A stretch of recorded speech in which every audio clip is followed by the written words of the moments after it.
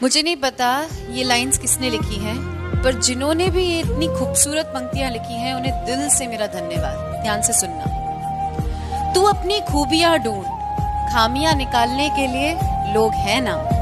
अगर रखना है कदम तो आगे रख, पीछे खींचने के लिए लोग हैं ना। सपना देखना है तो ऊंचा देख, नीचा दिखाने के लिए लोग हैं ना। तू अपने अंदर जुनून की चिंगारी भड़का, जलने के लिए